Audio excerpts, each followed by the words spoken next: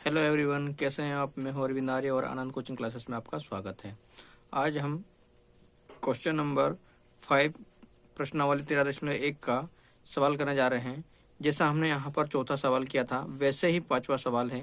पांचवा सवाल है, एक घनाकार ब्लॉक के एक फलक के को अंदर की ओर से काट कर एक अर्धगोलाकार खड्डा इस प्रकार बनाया गया है कि अर्धगोले का व्यास उनके एक किनारों के बराबर है। शेष बचे ठोस का पृष्ठीय क्षेत्रफल ज्ञात कीजिए। जैसा हमने क्वेश्चन नंबर 4 करा था उसी के आधार पर क्वेश्चन नंबर 5 है। बस फर्क इतना है कि यहाँ पर एक भुजा का मान दिया हुआ था और यहाँ पर किसी भी भुजा का मान नहीं दिया हुआ है। यहाँ पर देखो देखो पहले चौथे वाले क्वेश्चन में क्या करना था कि एक घन था और घन के ऊपर एक अर्धगोला रखा था। और क्वेश्चन नंबर में क्या पूछा है, एक घनाकार एक फलक है, एक फलक को अंदर से काट दिया जाए तो वह किसके जैसा बन जाता है, अर्धगोलाकार के जैसा बन जाता है। तो उसको हम चित्र के माध्यम से समझते हैं आगे। यहाँ पर हमने एक घन बनाया है और प्रश्न में कहा कि एक घनाकार है, इसकी एक फलक को क्या कर दिया जाए, काट दिया जाए तो ये किसके जैसा बन जाता है, एक अर्धगोलाकार के जैसा बन जाता है। तो ये हमने एक फलक को यहाँ से हमने काट दिया तो ये हमारा किसके जैसा बन गया, ये एक अर्धगोलाकार के जैसा बन गया है। अब यहाँ पर ना तो इसके हमको भुजा का मान पता है, ना ही ऊंचाई पता है, ना ही चौड़ाई पता है। तो यहाँ से हम मान लेते हैं कि माना कि प्रत्येक घन की भुजा क्या है, ए है, और ये ऊंचाई भी क्या है, ए है, और चौड़ाई भी क्या है, ए है। तो यहाँ पर हम लिख लेते हैं माना कि, क्योंकि मानना पड़ेगा, क्योंकि कुछ दिया नहीं है तो मानना पड़ेगा। माना कि घन की प्रत्येक भुजा बराबर क्या हो जाएगा, ए सेंटीमीटर में। कितना है, ए सेंटीमीटर में दिया हुआ है।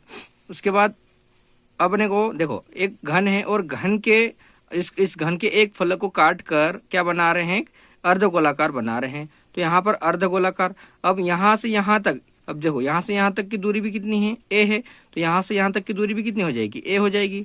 तो यहाँ देखो प्रत्येक घन की भुजा कैसी होती है, समान होती है। जो देखो यहाँ पर भी भुजा ए है, देखो यहाँ पर ए है तो यहाँ पर भी क्या होगी, ए होगी। मतलब हर एक फलक की जो भुजा है वो कैसी होगी, समान होगी। तो यहाँ पर हम लिख लेते हैं, क्योंकि अर्धगोलाकार काट कर अर्धगोलाकार बना रहे हैं तो यहाँ पर लिखेंगे अर्धगोलाकार का व्यास, अर्धगोले का व्यास बराबर कितना हो जाएगा, ए सेंटीमीटर हो जाएगा। क्यों, क्योंकि प्रत्येक घन की भुजा कितनी है, ए है। तो यहाँ से यहाँ तक ये देखो हमारा आधा इसका घन का, देखो अगर मैं यहाँ पर बना दूं, एक गोला बना दूं और इसको आधा कर दूं तो ये हमारा व्यास कहलाता है। तो ये हमारा आधा गोला है ना, तो यहाँ से यहाँ तक इसका क्या हो जाएगा, व्यास हो जाएगा। तो व्यास कितना हो जाएगा, ए सेंटीमीटर। तो जब भी प्रश्न में व्यास दिया जाता है तो हम क्या निकालते हैं, त्रिज्या। तो त्रिज्या बराबर सूत्र होता है व्यास बटे 2, और व्यास का मान कितना है, ए, और बटे में कितना है 2। तो त्रिज्या का मान कितना होगा हमारे पास में, ए बटे 2 सेंटीमीटर होगा। ठीक है, अब हमको प्रश्न में क्या पूछा है वो देखते हैं। अब अपने को प्रश्न में क्या कहा है, अर्धगोलाकार व्यास घन के किनारों के बराबर है, शेष बचे ठोस का पृष्ठीय क्षेत्रफल ज्ञात कीजिए। तो मतलब जैसा हमने क्वेश्चन नंबर 4 में किया था वैसे ही अपने को 5 में भी करना है। तो हम यहाँ पर ठोस का पृष्ठीय क्षेत्रफल ज्ञात करते हैं। तो यहाँ पर हम लिख लेते हैं, अतः ठोस का पृष्ठीय क्षेत्रफल बराबर सूत्र हो जाएगा हमारे पास में। देखो यहाँ पर क्या क्या आ रहा है, एक तो घन आ रहा है तो हम लिखेंगे पहले घन का क्षेत्रफल, तो लिख लेंगे घन का क्षेत्रफल। अब इस घन के ऊपर क्या रखा हुआ है, मतलब इस घन को एक फलक काट कर एक अर्धगोलाकार के जैसे बना रहे हैं।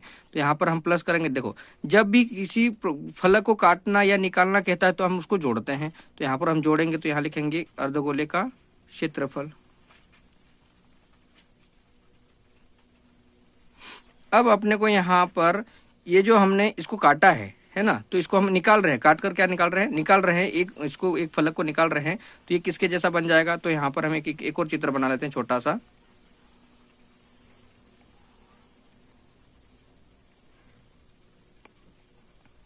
इसके जैसा बनेगा इस आकार में, है ना। ये अगर इसको इस फलक को हम काट दे, निकाल दे तो ये इसके जैसा बन जाएगा। तो ये देखो यहाँ पर क्या बन रहा है, एक वृत्त गोले जैसा बन रहा है ना। तो ये यहाँ पर हम इसको माइनस कर देंगे, करेंगे माइनस करेंगे वृत्त का क्षेत्रफल। क्यों ऐसा कर रहे हैं, क्योंकि हमको यहाँ पर इस घन में से एक अर्धगोले को काट कर बाहर कर रहे हैं। तो यहाँ पर इतनी जगह तो खाली हो गई। अब खाली हो गई तो हमको देखो छायांकित भाग, जैसे अपन ने अध्याय 12 में किया था उसी प्रकार से कि छायांकित भाग को माइनस कर देते हैं, है ना, उसी प्रकार से इसमें भी है। तो यहाँ पर वृत्त के क्षेत्रफल को हम क्या कर देंगे, माइनस कर देंगे। अब हम इसके सूत्र लगाएंगे। घन का क्षेत्रफल क्या होता है, तो घन का क्षेत्रफल होता है 6a का वर्ग, फिर प्लस अर्धगोले का क्षेत्रफल क्या है हमारे पास में 2 पाई r का वर्ग, फिर माइनस वृत्त का क्षेत्रफल क्या होता है पाई r का वर्ग। अब यहाँ पर इस 2 पाई r स्क्वायर में से 1 पाई r स्क्वायर को माइनस कर देंगे, क्योंकि यहाँ पर माइनस है, एक प्लस है ना, यहाँ पर समान है, पद समान है, यहाँ 2 है, यहाँ पर 1 है, तो उसको माइनस कर देंगे। ये तो वैसे ही इसमें कोई चेंज नहीं करना है। 6a का वर्ग प्लस इसमें से इसको घटाएंगे तो क्या बच जाएगा पाई r का वर्ग। अब हम यहाँ पर मान रख देते हैं। अब यहाँ पर ये a क्या है, तो ये तो हमारे पास घन की भुजा है, और घन की भुजा का मान कितना है हमारे पास में, घन की प्रत्येक भुजा कितनी है a सेंटीमीटर, तो इसकी जगह हम क्या लिखेंगे a सेंटीमीटर। अब a का तो a ही रहेगा, है ना, तो 6a का वर्ग, फिर प्लस पाई का मान कितना 22/7। अब इसमें क्या करेंगे अपन, r का मान कितना निकाला अपन ने, a बटे कितना है 2, तो गुणित लिखेंगे a/2 और इसका क्या कर देंगे वर्ग कर देंगे। देखो इसमें पाई का मान रखो तब भी चलेगा, नहीं रखो तब भी चलेगा, क्योंकि अपने को यहाँ पर कोई मान तो दिया नहीं है ना। अब यहाँ पर अपन पाई का मान जो 22/7 है उसकी जगह पर हम वापस से पाई लिख देंगे और पाई का मान दर्शा देंगे 22/7। तो यहाँ हो जाएगा 6a का वर्ग प्लस, यहाँ इसको हम फिर से क्या लिख देते हैं पाई लिख देते हैं, और ये क्या हो जाएगा a का वर्ग और 2 का वर्ग कितना होता है 4। अब इन दोनों में क्या कॉमन है, a वर्ग कॉमन आ रहा है, तो अपन a वर्ग को कॉमन निकाल लेंगे। यहाँ साइड में लिख देता हूं मैं, a वर्ग का कॉमन करने पर तो a वर्ग तो बाहर हो गया, यहाँ क्या बच गया 6 प्लस क्या बच गया पाई, है ना, और बटे में क्या बच गया 4। अब इसके बटे में एक मान के हम कौन सा गुणा करेंगे, त्रिगुणा। कौन सा गुणा करेंगे, त्रिगुणा। तो हमारे पास में a वर्ग वैसा कि वैसा 6 का गुणा 4 में करेंगे या 4 का गुणा 6 में करो तो 6 चौक कितना 24, और पाई एकम पाई, बटे में 4 एकम 4। तो इसको हम लिख सकते हैं 1/4 और a का वर्ग, और कोष्टक में क्या लिख सकते हैं, इसको पाई को पहले लिख दो, पाई प्लस कितना 24। ये हमारा क्या हो जाएगा आंसर हो जाएगा, क्या हो जाएगा आंसर आ जाएगा। तो यही अपने को याद करना था, है ना। तो सवाल समझ में आया होगा, है ना। अगर तुमको यहाँ पर कोई चीज़ नहीं समझ में आ रही तो आप कमेंट कर सकते हैं। तो इसको एक बार स्क्रीनशॉट पूरा ले लीजिए।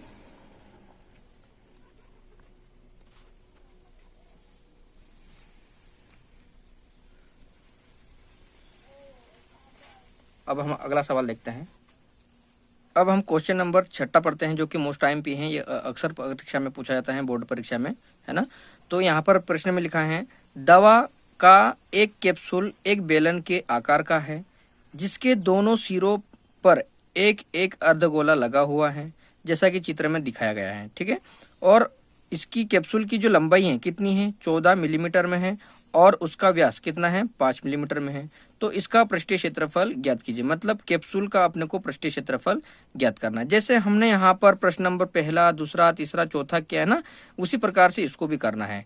देखो कैप्सूल तो आपने देखा होगा, जब भी कोई बीमार होता है या कोई है ना मेडिसिन लाते हैं तो कैप्सूल को देखा होगा, खोल के देखना। तो उसके 2 भाग होते हैं। कितने भाग होते हैं 2 भाग होते हैं। तो 2 भाग को हम अगर अलग अलग कर देते हैं तो हमारे किसके जैसा बन जाता है, अर्धगोले के जैसा बन जाता है ना। देखा होगा तुमने कभी, या जब भी अगर तुमने खाया होगा या उसको खोल के देखा होगा, तो कैप्सूल जो होता है वो उसके 2 भाग होते हैं, जो कि अर्धगोले के जैसे होते हैं। और जो पूरा कैप्सूल को अगर हम बंद कर देंगे तो वो किसके जैसा बन जाएगा, इस बेलन के जैसा बन जाएगा। किसके जैसा बन जाएगा, बेलन का जैसा बन जाएगा। तो इसको हम आगे देखते हैं चित्र के माध्यम से। यहाँ पर हमने एक कैप्सूल बना लिया है। अब कैप्सूल की लंबाई कितनी है हमारे पास में, कितनी है 14 मिलीमीटर में है, और कैप्सूल का व्यास कितना है हमारे पास में 5 mm है या 5 मिलीमीटर में है। तो यहाँ पर हम जो दिया है वो लिख लेते हैं। प्रश्न में क्या दिया है, तो हम लिख लेते हैं, दिया है,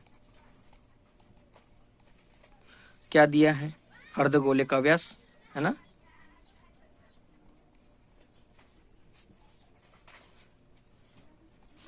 बराबर कितना है 5 मिलीमीटर में है। देखो यहाँ पर दिया है, चित्र में भी देख सकते हैं 5 मिलीमीटर दे रखा है, और सवाल में भी दिया है। उसके बाद क्या दिया रखा है, अर्धगोले और बेलन की त्रिज्या। जब भी प्रश्न में व्यास दिया जाता है तो क्या निकालते हैं हम, त्रिज्या निकालते हैं, है ना। तो यहाँ लिख लेंगे, देखो बेलन है और बेलन को अगर हम अलग अलग कर दे, मतलब कैप्सूल को अलग अलग कर दे, तो वो अर्धगोले बन जाएगा, मतलब आधा आधा हो जाएगा तो अर्धगोला हो जाएगा। तो अर्धगोला मतलब ये देखो, यहाँ से यहाँ तक की दूरी कितनी है, 5 mm है, तो इसको हम आधा कर देंगे तो ये 1/, कितने हो जाएगा, सॉरी 5/, कितना हो जाएगा, 2, क्योंकि व्यास मतलब आधा होता है, तो व्यास हमारा तो 5 है, तो 5 का आधा कर देंगे तो 2.5 हो जाएगा हमारे पास में। तो यहाँ लिख लेते हैं हम अर्धगोले व बेलन की त्रिज्या। अर्धगोले और बेलन की त्रिज्या दोनों समान होगी, क्यों, क्योंकि कैप्सूल को काटकर, कैप्सूल किसके आकार का है, बेलन के आकार का है, और इसको अगर हम काट देंगे तो क्या बन रहा है, अर्धगोला बन रहा है ना। तो यहाँ पर कैप्सूल अर्धगोले व बेलन की त्रिज्या कैसी होगी, समान होगी। तो त्रिज्या r बराबर क्या हो जाएगा, व्यास बटे 2 हमारा सूत्र है, और व्यास कितना है हमारे पास में 5, तो r बराबर हो जाएगा 5/2, या फिर इसका आधा कितना होता है, 2.5, मतलब 2.5 होता है। ठीक है,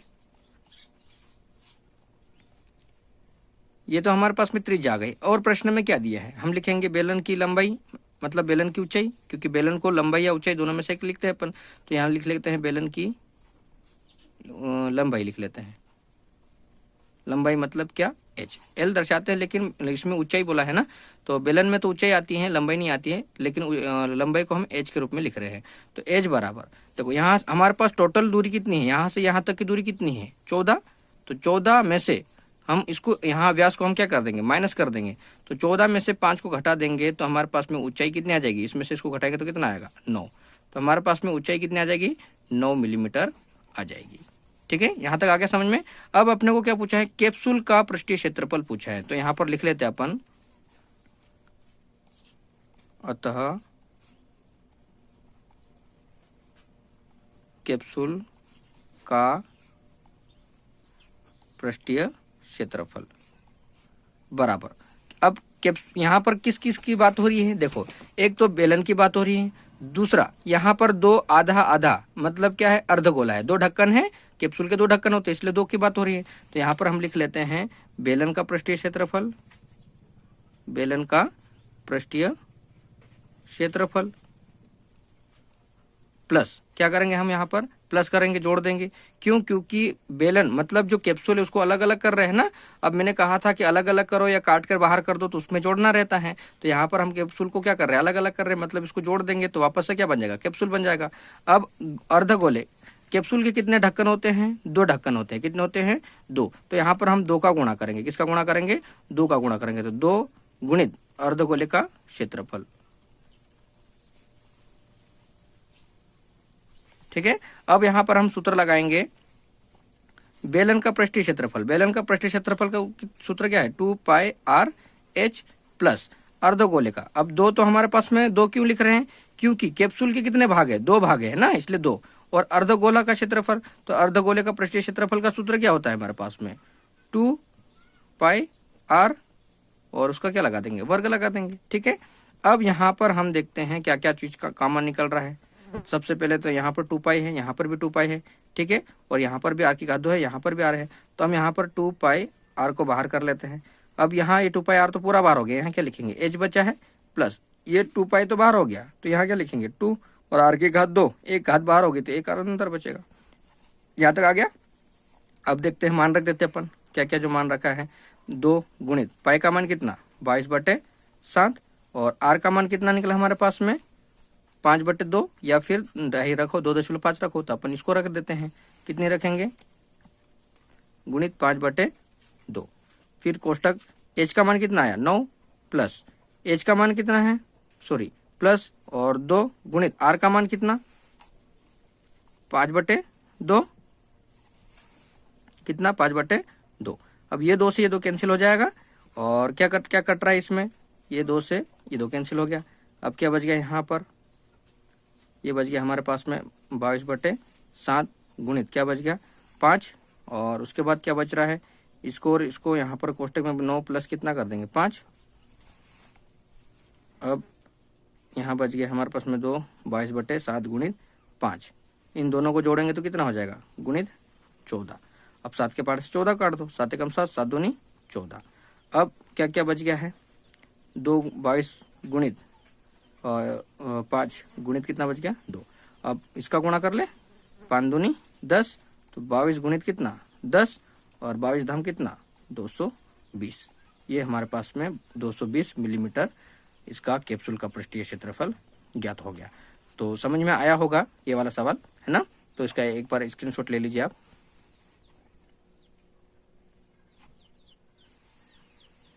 स्टेप बाय स्टेप लिखना है ना। अगर तुमको कोई चीज समझ में नहीं आ रही तो आप कमेंटमेंट बॉक्स में लिख सकते हैं। चलो इसके बाद हम अगला सवाल देखते हैं।